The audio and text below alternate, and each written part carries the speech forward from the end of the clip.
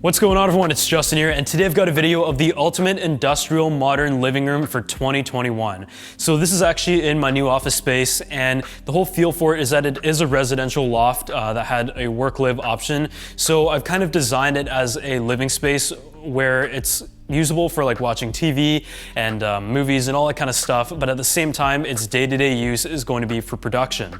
So if we want to film like an A-roll and everything, it is all like very movable and stuff. So we're going to talk about like the furniture side. I'm going to talk about the decor and the back walls and the ladder shelves that we went with, as well as the accents from Buster and Punch, and also some of the snacks in the office. I thought that was something that was fun to integrate in this video.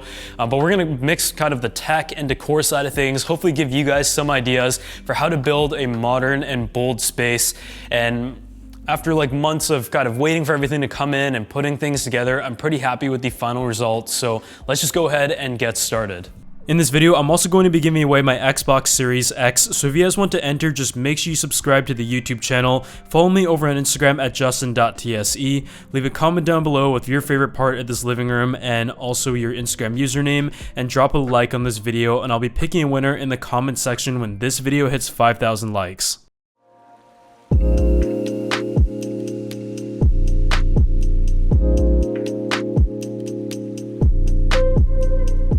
So when it comes to the furniture, all of this is from ROVE Concepts, and I've used this in my own place before and I absolutely love it. It has like a good mix of walnut, stone, and also a dark look to it. And we kind of combined a few different collections depending on the type of functionality and look that we were going for.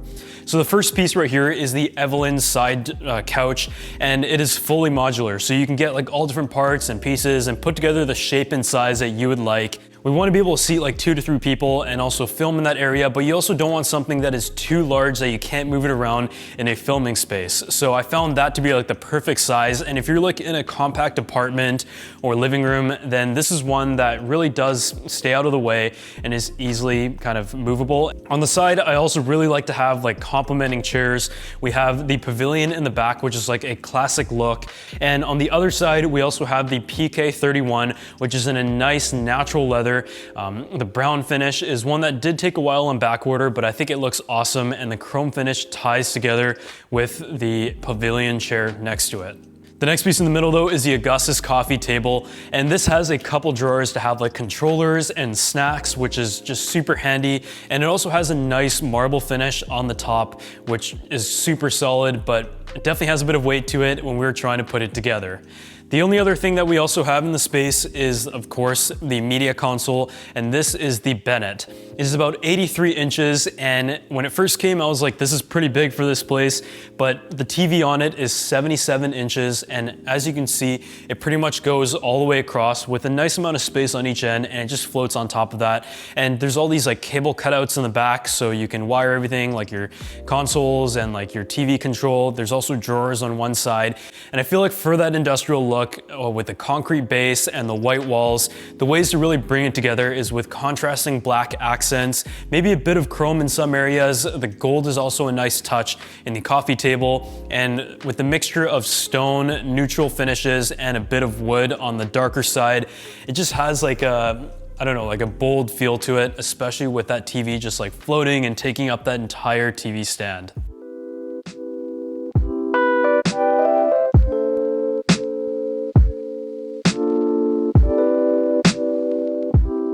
So now we're going to talk a bit about the TV, which is obviously the main part of any living room. And when it came to choosing a TV setup, I thought I was going to go with maybe like a laser TV or a projector of the short throw form to have like a 120-inch or even 90-inch image on this side, because we do plan to do some filming on this and have like a backdrop and everything.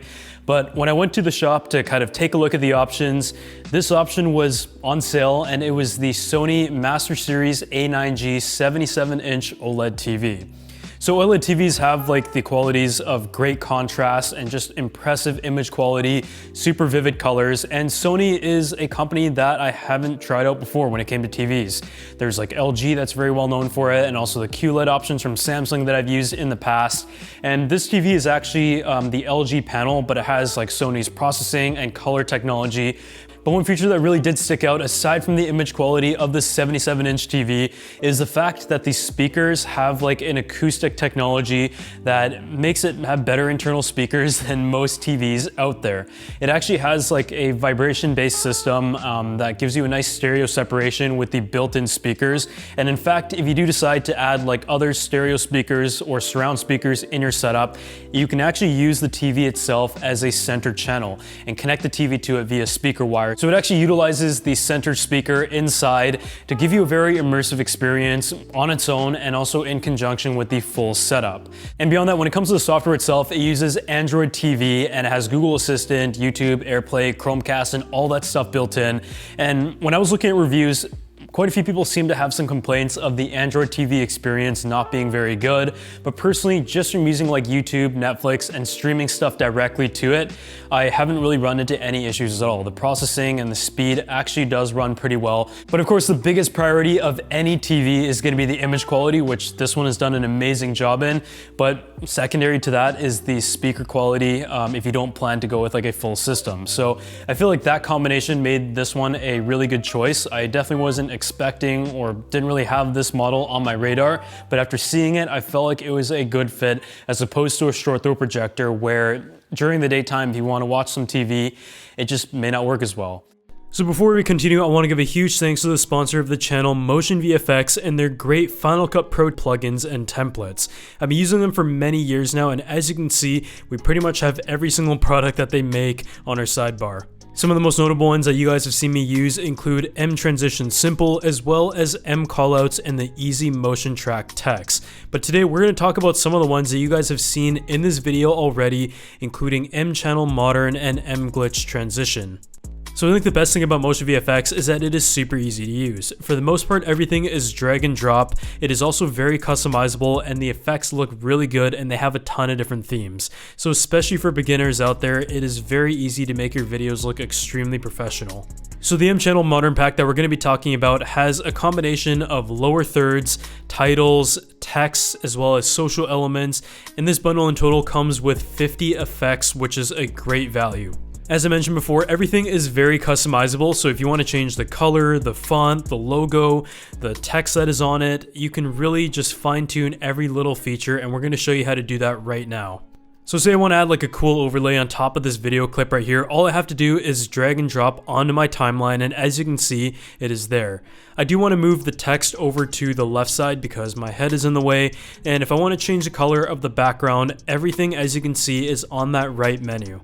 Within this pack, there's also social media elements, so if I want to just drag and drop and place it on the bottom left corner to remind everybody to subscribe to the YouTube channel, I can do so and go ahead and change the text from MotionFX over to Justin Say. I'm also going to change the text on the bottom to subscribe as a call to action, and just within like a couple seconds, I have a clip that is ready to go and it has the call to action, the lower third, and also the overlay. If you guys want to go ahead and check them out, they have hundreds of different plugin packs for Final Cut Pro users that are all very easy to use and many different types of functional styles. The link to everything is going to be down below, and if you use the code Justin, you get 15% off your entire order.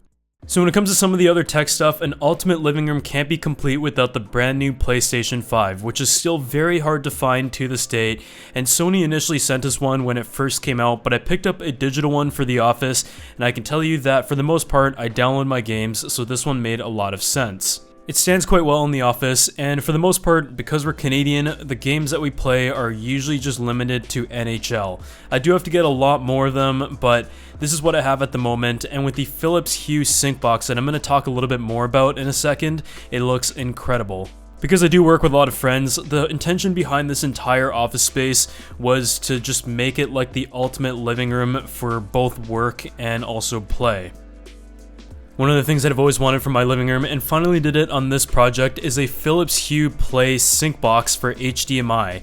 So what this is actually a box that allows you to plug your inputs of your TV, game consoles, or essentially anything you want into one of the 4 ports. And anything that is playing on screen, it will actually process it so that the surrounding light and the ambient light strip on the back matches what is on the edge of the TV screen. So it gives you a nice and big immersive experience, and as you can see here, it works very well.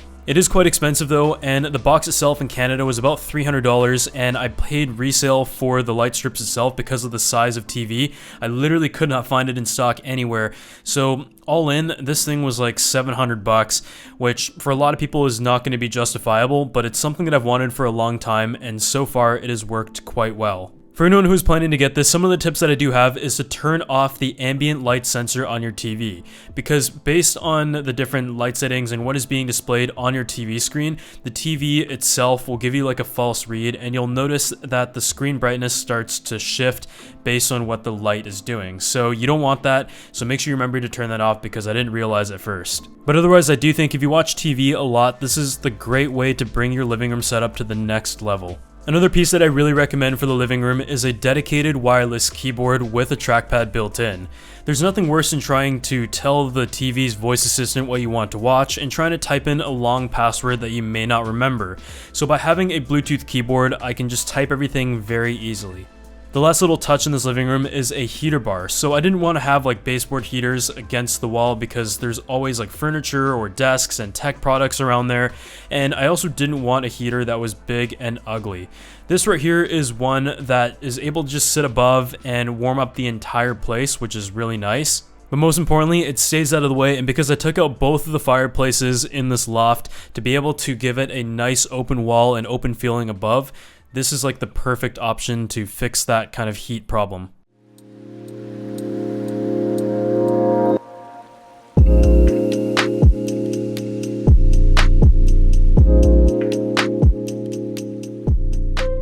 So one of the tech accessories that I've wanted for the longest time now, but just couldn't really justify the full price of it, was the Bang & Olufsen BioSound 2 speaker. I think it looks incredible. My friend Oliver, I think he picked one up as well, but I ended up getting this on an eBay auction for way less than retail, and originally it was just like a piece that I knew would go very well with this kind of set. The concrete floors, just have like an accent item that ties in, just a bit of elegance to it. It is machined aluminum and it comes in 5 different colors, but I've got to say the sound quality is really good as well. The general living room area in the kitchen of this office loft is about 600 to 700 square feet, and that is kind of the optimal range of the speaker. And just from playing music from it, streaming from like Google and also Spotify, it sounds just so good because of the 360-degree design. It has 2 mid-range as well as a large woofer and also a tweeter. And just like the whole like cylindrical design, it like resonates the bass through the bottom. The sound kind of comes out throughout here. There's also the touch controls on the top and also the app control. It just has a really good blend of design, sound quality, and also support through the application, because from the speakers that I've tested out in the past year, and there have been a couple that have been in that premium price point, at least for consumers, of a couple $1,000s, I found that a lot of them were able to check the boxes of design, but when it came to sound quality, it just wasn't really worth the money, and it was more so a piece of decoration as opposed to something that you would actually use. This Bang & Olufsen speaker sounds so good, and from that kind of brand name, you do expect it to be at that caliber. So I can say that if you're willing to spend the money, or you're able to find one at a good price used or on an auction, then this is definitely something to consider, and I'm really happy that I went with it. When it comes to the back area of this space, it's one that can be very versatile and changed up over the years. So perhaps the team starts to grow and we need more desks. It is the perfect spot to have a desk that goes all the way across, but for now it is sort of a flex space where you have some decor and shelving as well as that Buster and Punch cabinet, but I also have a Formula 1 simulator that I'm setting up right now, and that sort of lives back there. These ladder shelves are actually inspired by the ones at CB2, and I have one in my house and I really like it, but these are actually knockoffs from Wayfair, which are smaller and pretty much half the price, and it fits much better in the space. I think whatever angle you look at it, the walnut sladding paired up with this kind of decoration underneath just looks so good together, and I'm really happy the way that it turned out, and this Avis print is from Automobilist. When it comes to figuring out what to put on this shelf, I'm no expert at all, but there is this website that I found about a year ago and I've just spent way too much money on it, and it is Uncrate. So I found like a champagne popper on there, also found a ton of books including this Alpine cooking one. Master and Dynamic headphones are ones that we already had before, and I also tried to fill up some of the space with Marshall speakers because I feel like speakers are always just an easy decor piece because they're so stylish. But yeah, there isn't any purpose to this kind of setup, and I plan to change it up all the time, I'm guessing. But for now, with what we're able to find in some books and this like cool looking clock, I think it's a really nice backdrop for filming videos, but also what you're going to see when we start to do the podcast again. So one of the pieces of furniture I was most excited about is from Buster and Punch, and this right here is their Popstar bar in black oak. It has like a touch of their marble that we also have in the lights, as well as their knurled hardware. It is all super well put together, and on the inside you have one of their light bulbs as well, which is like a vintage looking bulb but is LED, and the nice quilted finish with like a kind of velvety tone is just, everything about it is so cool. It's meant to be a spot where you could store some drinks for when friends come over and stuff, and it's like just a nice decoration case, and it also comes in a natural oak color and also a larger one, which I really want to get for the retail store. So yeah, I think this kind of just brings this whole look together and gives the space a bit of a lounge vibe. Some of the other Buster and Punch accessories include this vase right here, and I just went to a shop that sold like dehydrated plants and feel like it's a really nice touch because I'm never gonna have to water them. So now I'm going to talk a bit more about the setup process and also kind of the design vision of this industrial loft.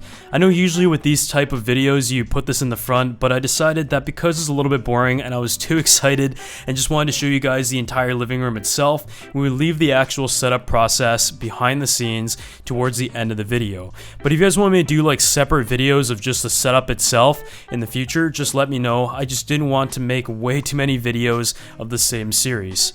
So after all the furniture was in, it was time to open up the TV, and as I mentioned before, I wasn't expecting to go with an OLED TV or a Sony as a matter of fact, but I went to the store and just took a look at it, and at the price point that it was at for a 77-inch OLED and just the way it was put together and the audio technology, I figured that it was probably the best option for the space, and after having it for a few months, I can tell you I have no regrets. Even though I'm in the tech industry and am usually an advocate for buying the newest, latest and greatest stuff and selling your smartphone each year and just paying the difference to get a brand new device because you're using it so much, with TVs it is completely different actually. I've bought TVs that were from 2 years prior, but I never buy the current generation TV just because it is actually limited down to what you're actually watching as opposed to the TV technology itself. Yes, it can make a difference, but you can spend thousands less and still get an incredible TV, and that is what we did here. I think I saved about $5,000 by going with last year's model, and the A9G is one that has the speakers built into the back and it kind of vibrates through the front, but it is also super thin, sits right on top of the TV stand, so there's no like floating gap in between, which I really liked. And after we put on the hue strips, which we're going to do in a second, I think it just all came together very nicely. It also has Android TV built in, which I know a lot of people aren't a very big fan of, but from my experience it worked pretty well, but I did also plug in a Chromecast just because it was a bit easier to use and I had one laying around. Some of the decor on the living room table that you saw before is from Buster and Punch, and these just make great gifts. If you're looking for like a housewarming gift or just a nice premium set of whiskey glasses or just like a set of brass or black hardware, the packaging and everything is just really nice, and it was a treat to kind of open it up and put it together and just sort of decorate the space a little bit more because it was a bit bare at first. When it came to setting up the LED light strips, this was something that I originally saw on TikTok and it wasn't easy to get. I was able to get the Hue Sync box no problem, but when it came to trying to find the LED strips itself for a TV of this size, which is 65 inches and larger, I ended up having to pay a premium, and I believe I paid just about $500 for the LED set. Once I connected the TV and also the PlayStation 5 to the Hue Sync box, so it was ready to go. You just have to connect it to the bridge and all that kind of stuff, which was already part of the ecosystem that we were planning to use for the office. One thing to note though is that you do want to use ports 2 and 4 on the Philips Hue box because that gets you the highest quality and refresh rate, even though all of the other inputs are also still in 4K. What I like about the Hue strips is that it isn't just adhesive, they are wide strips that have an oval and flat finish to it. So there's a mount that just attaches to each corner of the TV and it won't come off, but it also gets you the maximum light output towards the directions where you can really notice it. The kind of cherry on top was the PlayStation 5, and I've been a PlayStation user for quite a while now, and I actually think it looks really good. I don't know why people were complaining about the way it looks, but I went with the digital edition because it just looks a lot cleaner. But honestly, because I have a few different consoles in different places, I never actually have physical games, end up downloading them, so this one made a lot of sense, and unfortunately, yes, I did have to pay resale for this one. The Xbox Series X is actually one that I had a lot of fun with and came out before the PlayStation 5, but because I'm kind of in that ecosystem, lucky for you guys, I'm going to be giving away my Xbox Series X to one of you, as you might have seen in the beginning of this video. If there are any games in particular that you guys think I should check out, make sure you drop them down in the comment section below, because I definitely need to kind of use this gaming system a little bit more.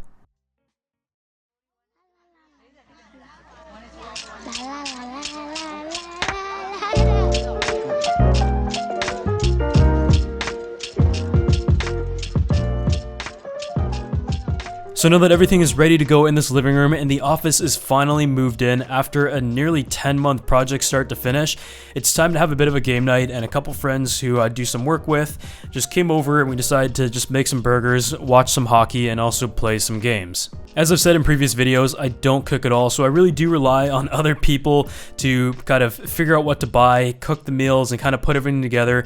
So I just provided the venue, and other than that, pretended to film the entire time while everybody made my dinner. I figured for the office's first game night, it made sense to just make some burgers. It's all nice and simple, and yes, I need to tell my friend to cut his fingernails because it looks pretty gross in this video. Once the burger patties are ready to go, just throw them on the pan. I don't really know how long you're supposed to put it on there for, but it does seem pretty easy and straightforward from what I saw. And I think one thing that I really like about this space is that once you have the Buster and Punch cabinet light on, the Philips Hue going on the TV, and a game playing, it just has like a really nice overall night vibe to it. So you can work throughout the day, have a great night, and then go back upstairs and edit until it is time to go to bed, which we actually do all the time. I think the best and worst part about my job is that we're always on the clock. There's always something to be worked on, so I am working like 90 to 100 hours a week, but at the same time, if I wanted to take a break and just have a bit of time where we're just watching TV, it is all kind of blended into work as well, so you have that kind of flexibility. A lot of times when people say that we are lucky to be able to control our own schedule, that is definitely true, but I can tell you that as a business owner, you are driven to spend as much time developing and improving what you're doing for the long term that you end up actually working more than a regular job. And I've kind of been doing that for the last 10 years. And as a result of that, we've been able to purchase great resources like this office and really go all out on it. But I do find that a lot of times there isn't much opportunity to really enjoy it. So I feel like having a game night like this once a week is always nice. So now that Chris has finished up making his burgers, he's going to just sit there and eat it, and I'm definitely that friend that films people eating, which I find kind of funny, but nobody really likes it. The Buster and Punch cabinet looks really good at night, and as you can see, with the whole glow and everything, we do have to clean up some fingerprints, but it all just goes together very nicely, and using that kind of champagne tool to get rid of that cork was a bit unnecessary, but I think I really want to film more in the evening at this office because I feel like that's when it really does look at its best. So after all that's said and done, we're going to go ahead and watch some hockey here, and as you can see, the Philips Hue strips just look so good. Whether you're watching hockey, I think it will look really good in movies especially, but even playing video games, with a TV of this size and quality and this lighting setup, everything is just so immersive. So yeah, thank you guys so much for watching this video. I hope you guys enjoyed it. I know it was a long one, but I really want to go into details of all the bits and pieces. If you enjoyed it, as always, make sure you drop a like, subscribe to the channel, and I'll see you all in the next one.